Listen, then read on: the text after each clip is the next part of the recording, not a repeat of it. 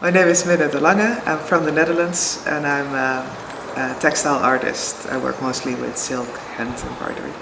What kind of things do you embroider? Mostly things that have to do with nature, observations. I live nomadically, so it means I go from place to place, and I make observations about the place that I am, usually somehow about how the land relates to the people who live there, and then I turn these observations into hand embroideries, so they become like highlights of the things that I see. And what is your most common motive? A lot with flowers, but that's kind of new, kind of recent. But it really depends on where I am. Like one time I was in China, and in China everything seems to be about the sky. And then in Ireland everything seemed to be about the trees.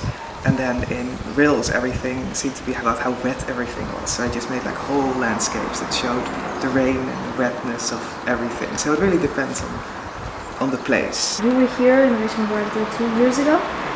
And what made you come here in the first place?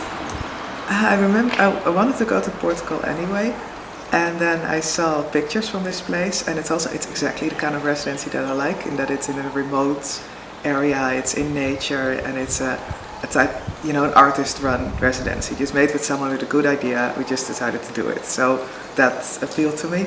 And back then I only had very little time, so I came for 1 week.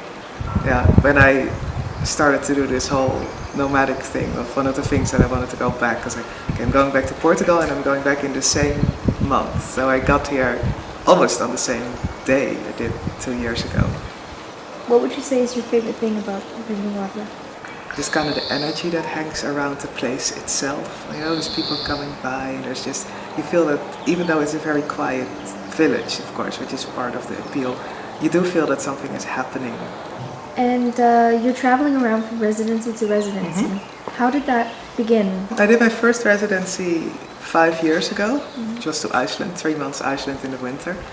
And after that I did residencies like every now and then.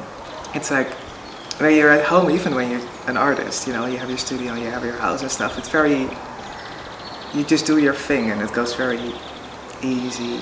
And time just kind of goes by. And now it's like you're somewhere else all the time, and you learn something new, and you eat different foods, and you learn different languages, and you meet new people all the time, and different artists from everywhere around the world. It was a good decision, I think.